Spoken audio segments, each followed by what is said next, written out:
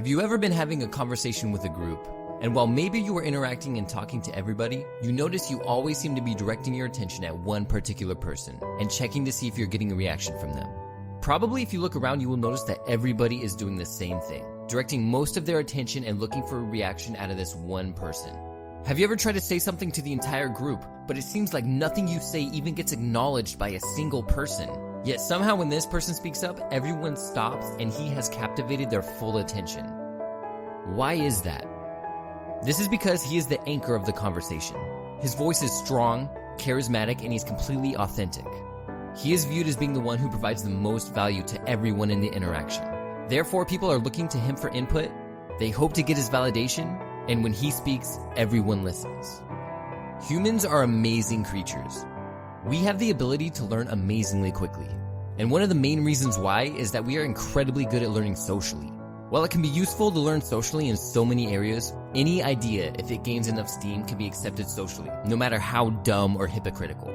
This leads to a generation of men who've been led to believe that to be attractive and to be someone who adds value to society, you need looks, status, money, or power.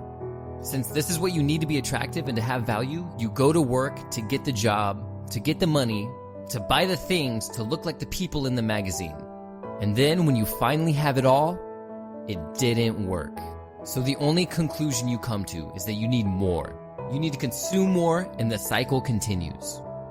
Now, because we learn socially, people are constantly looking towards others to know how to think or act. We live in an incredibly abstract world, and nobody has any more information on how to navigate it than anybody else. Despite this fact, we are always seeking certainty, and whoever has the strongest, most rock-solid, fixed interpretation of reality will have incredible influence and will draw people into their world. As humans, we are biologically inclined to constantly be seeking out value. Your brain is constantly zoning in on what has value to you and putting up blinders to anything that doesn't have value. This is why when you say something in a way that has little value to the group, they won't even hear you. It's not even that they're intentionally ignoring you, but it literally doesn't even register in their brain. If you take a second to think about this from an evolutionary perspective, when we were living in caves and death was around every corner, what do you think a woman would be more attracted to? And who would add more value? The guy with the chiseled jawline, which obviously has so many uses out in the wild? Or would it be the guy that has a sort of rawness and authenticity to his personality? A strong leader who's decisive, resourceful, fearless, and won't back down. People are naturally attracted to what has value to them.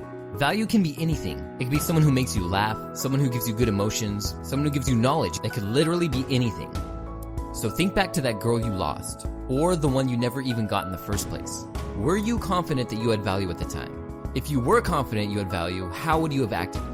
You probably would have been conscious and present in the moment. You wouldn't be filtering yourself, and you'd be at ease, secure with yourself. If you weren't confident you had value, you tend to be inside your head, you micromanage what you say, you seem contrived, easily flustered, and maybe worst of all, you're constantly thinking, how could I make this moment better? You could never just be present. If you weren't confident you had value, you can be pretty sure the girl wasn't confident you had value either. You can rationalize and come up with any excuses you want, but the only reason the girl would leave is if she saw more value somewhere else. Try and be honest with yourself and think, did your personality really convey that rawness and authenticity? Now you have a few options from this point. You can either continue to make excuses for why it happened, go into your cave and just play video games for the rest of your life. You can take a page straight from a Hollywood movie, chase her down and profess your love. Or you can accept life isn't a movie and you can face reality as it is. That maybe you aren't that high value, real, authentic, fearless guy you thought you were. Now you can either be in resistance to that, which is wishing that the reality in front of you was some other way, or you can sink into a deep acceptance of it. It might hurt, it might be devastating, it might make you cry, but you need to sit with reality instead of running away from it. Ultimately, these hard moments where you sit with the pain, sit with the truth, and don't shy away from it are going to be some of the most important moments in your life. The difficult experiences you go through strip back the layers of your personality and leave only the core essence of who you are.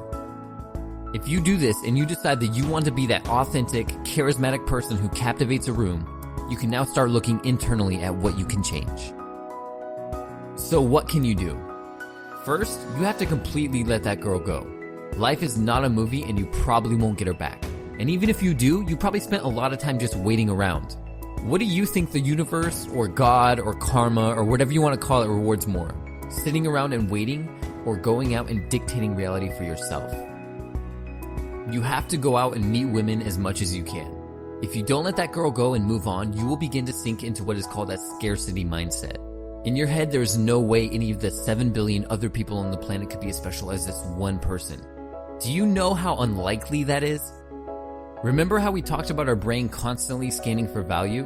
When you can't go out and meet a lot of new women and don't have the ability to be selective about who you date, you will begin to project traits onto that one girl that don't really exist. If you are coming from a scarcity mindset and this is the only person offering value to you, your brain will block out all the negative aspects of their personality and focus in on only the good traits. You can see this happen in relationships all the time. When the value is high, you will block out all the negative aspects. How they treat you, how they treat other people.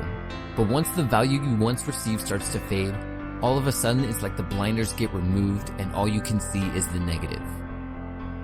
When you do have new women in your life, bring her into your reality.